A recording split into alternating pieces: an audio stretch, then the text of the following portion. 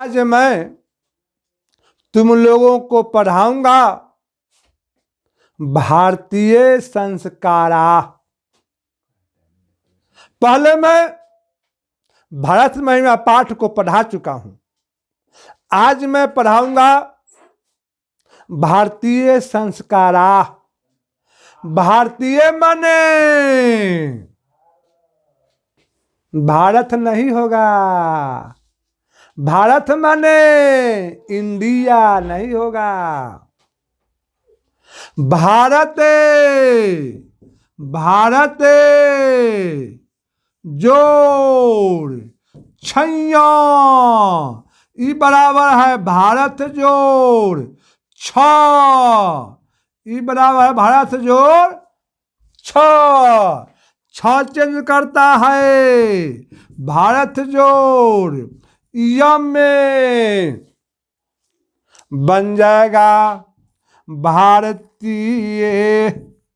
भारतीय छैया प्रत्यय का प्रयोग होता है वहां होने वाला के अर्थ में। वहां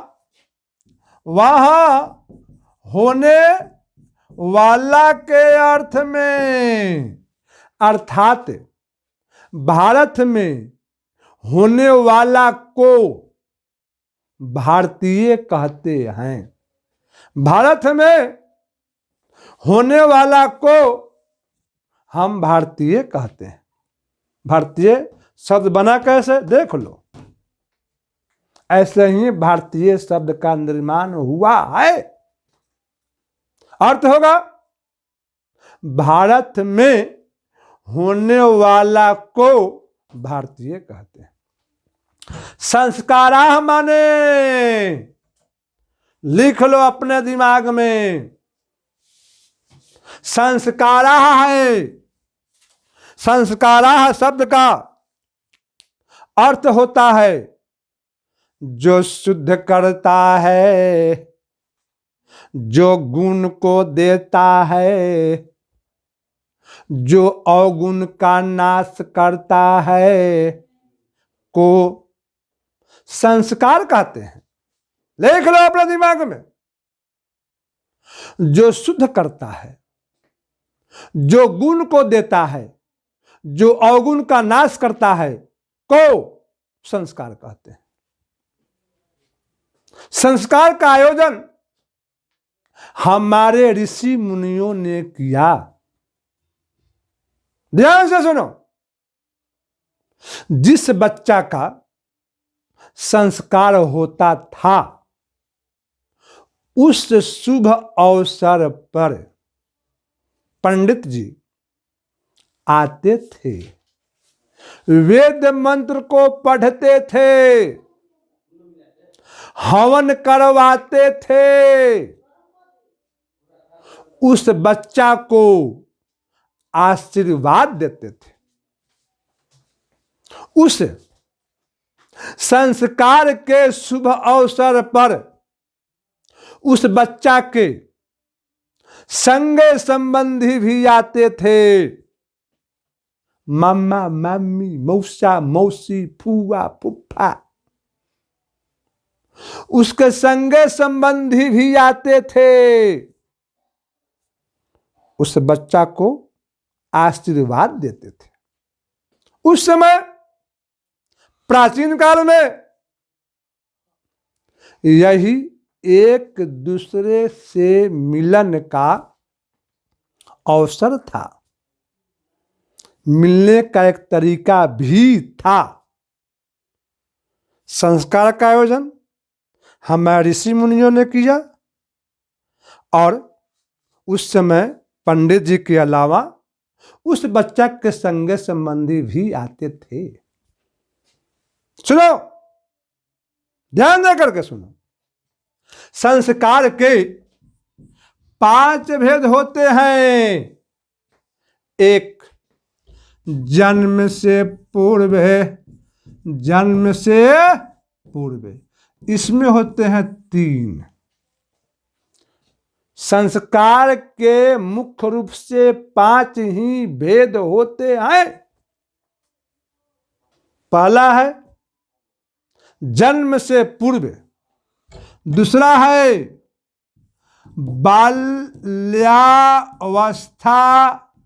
में, यह 6 गो। तीसरा है शिक्षा ग्रहण करने में, इसमें है 5 गो।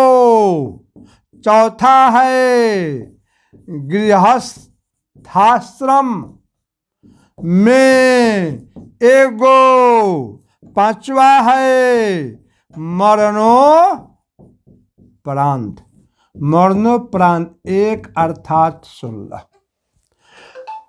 3 6 9, 9 5 14, 14 1 15, 15 1 16, अर्थात कुल संस्कार 16 होते हैं।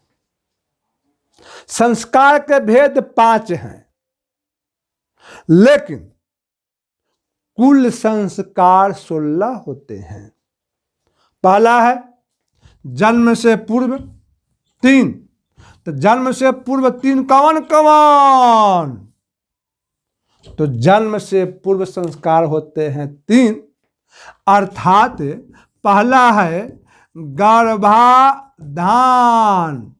दूसरा है पुंसवन, तीसरा है सीमंतोन्नयन।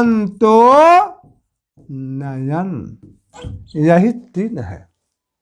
देखो, पहला है गर्भाधान, दूसरा है पुंसवन, तीसरा है सीमंतोन्नयन। इसके बारे में जानो। जब बच्चा अपने माता के पेट में, गर्भ में जिस रोज आता है, उसी रोज उसे एक संस्कार मिलता है, जिस संस्कार को हम गर्भाधान संस्कार कहते हैं। ध्यान से सुनो। जब बच्चा अपने माता के गर्भ में जिस रोज आता है, उसी रोज उसे एक संस्कार मिलता है, जिस संस्कार को हम गर्भाधान संस्कार कहते हैं। दूसरा है पुंसवन। गर्भस्थ बालक की सुरक्षा करना को पुंसवन संस्कार कहते हैं। तीसरा है सीमंतोन्नयन। गर्भस्थ माता की सुरक्षा करना को सीमंतोन्नयन संस्कार कहा जाता है। एक बार पहला हो गया जन्म से पूर्व, दूसरा है बाल्यावस्था में। बाल्यावस्था में है 6 गो। पहला है जाते कर्म, दूसरा है जात कर्म नामकरण, तीसरा है निश्चय कर्मणे, चौथा है अन्य प्राशन, पांचवा है चूड़ा कर्म, चूड़ा कर्म, छठा है कर्ण वेद। 6 संस्कार है बाल्यावस्था में। बाल्यावस्था में संस्कार होते हैं 6।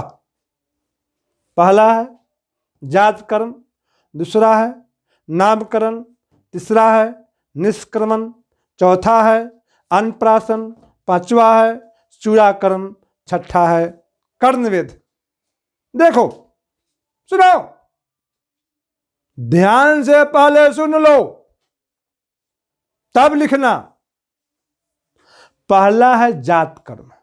जब बच्चा का जन्म होता है, उस शुभ अवसर पर पंडित जी जाते हैं, वहां पर पंचांग वगैरह देखते हैं, नक्षत्र के अनुसार बच्चा का राशि का नामकरण करते हैं, नाम रखते हैं। इस एवज में ब्राह्मण को कुछ दान दक्षिणा भी दिया जाता है। उस जाति के अनुसार कुछ मंत्र वगैरह पढ़ दिए, उसका जात क्रम हो गया। नामकरण, उस बच्चा का अब नाम कहिया रखाएगा, अर्थात 3 महीना पर ब्राह्मण से पूछ कर शुभ दिन में, शुभ नक्षत्र में उसका नाम रखा जाएगा। तीसरा है निष्क्रमण। वो बच्चा अब पृथ्वी पर कब पैर रखेगा, फिर ब्राह्मण देवता से पूछ के, दाहिना पैर लड़का है तो दाहिना पैर पृथ्वी पर रखा जाता है, जिसको हम निष्क्रमण कहते हैं। चौथा है अन्नप्राशन, 6 महीना पर यह संस्कार होता है। यह संस्कार होता है 6 महीना पर, अर्थात बच्चा कहिया भोजन करेगा, प्रथम दिन अन्न को खाएगा, मिष्ठान अन्न बना करके, शुद्ध दूध का तस्मय बना करके थोड़ा सा खिलाया जाता है। शुभ दिन, शुभ नक्षत्र में, शुभ लगन में उसे कहते हैं अन्नप्राशन संस्कार। देखो, 5वां है चूड़ाकरण। अब केस कहिया कटाएगा, 2.5 साल पर यह संस्कार होता है, जिसे चूड़ाकर्म संस्कार कहते हैं। 6ठा है कर्णवेद, कान कहिया छेदाएगा, शुभ दिन, शुभ नक्षत्र, शुभ मुहूर्त में कर्णवेद संस्कार किया जाता है, जिसका नाम है कर्णवेद। यह हो गया बाल्यावस्था का संस्कार। तीसरा है शिक्षा ग्रहण करने में। तीसरा क्या है, शिक्षा ग्रहण करने में, 5 गो। पहला है अक्षरारंभ, दूसरा है उपनयन, तीसरा है वेदारंभ, चौथा है केशांत। अक्षरारंभ, उपनयन, वेदारंभ और अक्षरारंभ,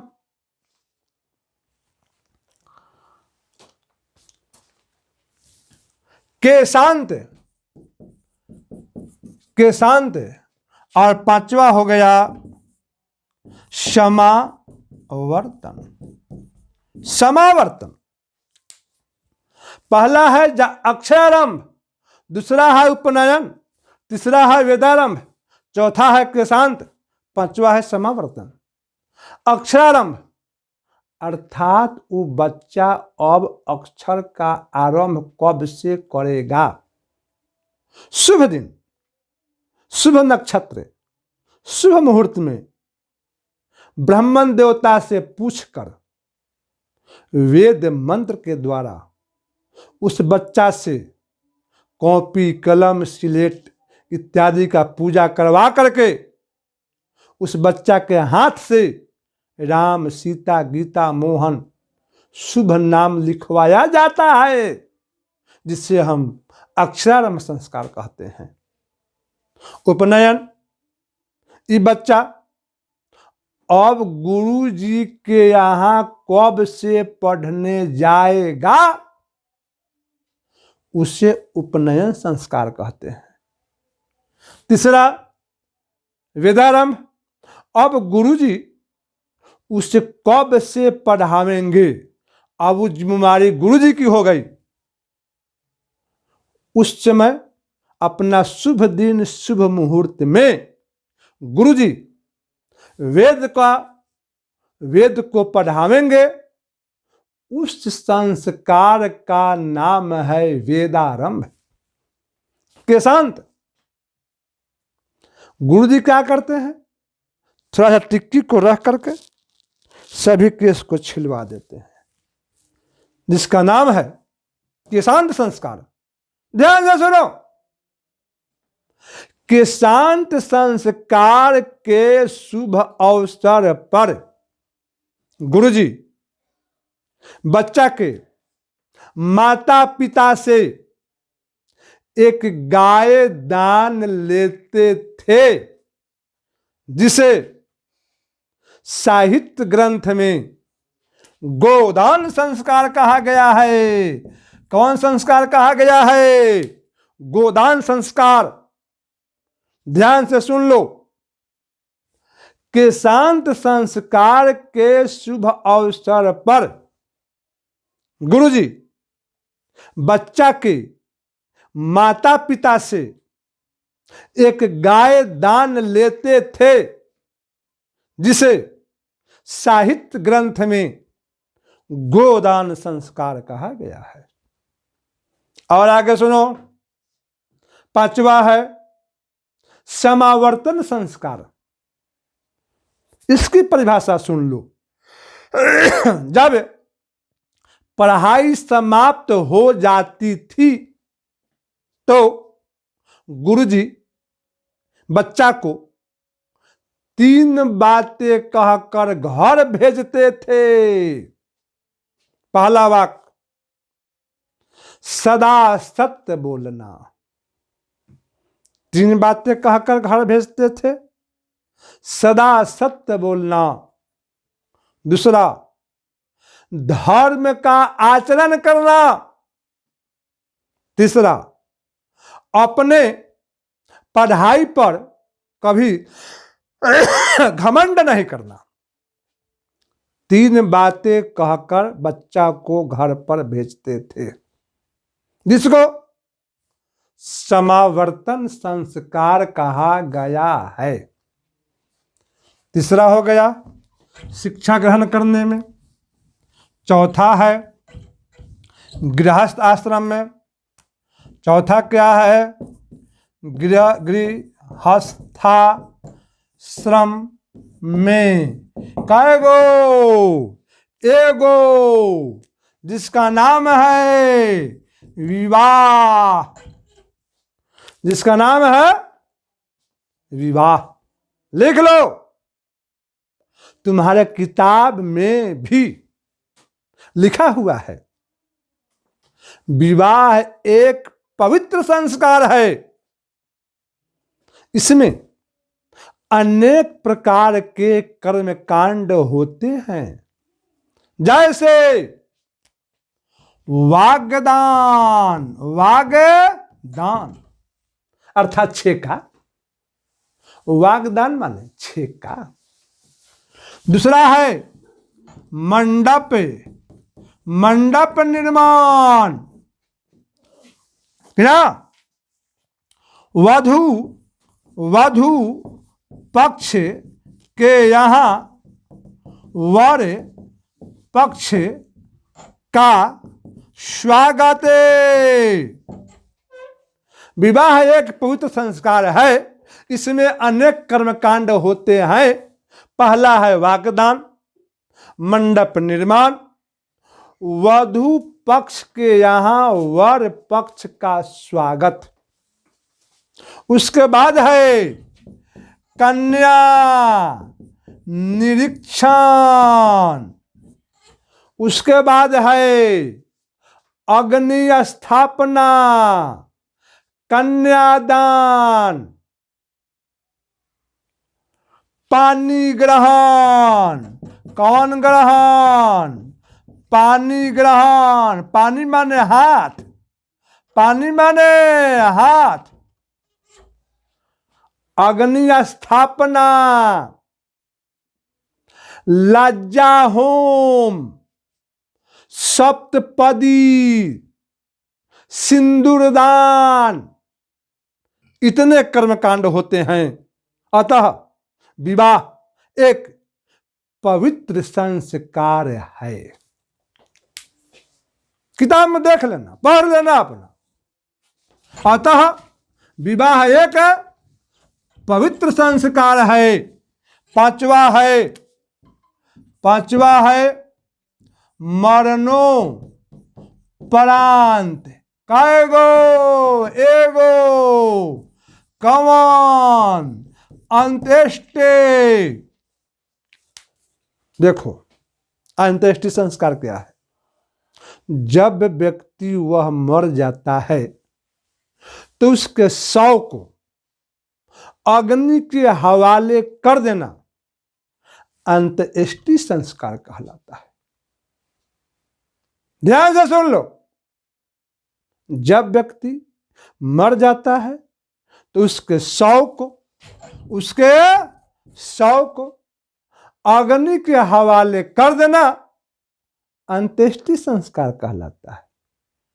उस व्यक्ति की मृत्यु हो गई, फिर वह कहीं जन्म लेगा, फिर वह गर्भाधान करेगा, फिर वह पुंसवन करेगा, फिर वह सीमंतोन्नयन करेगा। ऐसे ही क्रम जो है, यह क्रम चलता रहता है। तुम्हारे पुस्तक में भारतीय संस्कार जो पाठ है, इतना ही बात लिखा हुआ है। अब इसका प्रश्न तुम लोग लिख लो। पहला प्रश्न है, भारतीय शब्द का क्या अर्थ होगा? दूसरा प्रश्न है, संस्कार किसे कहते हैं? तीसरा प्रश्न है कि संस्कार का आयोजन किसने किया? चौथा प्रश्न है, संस्कार के कितने भेद होते हैं और कौन कौन? पांचवा प्रश्न है, अन्नप्राशन संस्कार किस संस्कार के अंतर्गत आता है? छठा प्रश्न है, वीवीआई प्रश्न है, गोदान संस्कार किसे कहते हैं? सातवां प्रश्न है, समावर्तन संस्कार की क्या परिभाषा है? आठवां प्रश्न है, विवाह एक पवित्र संस्कार है, कैसे?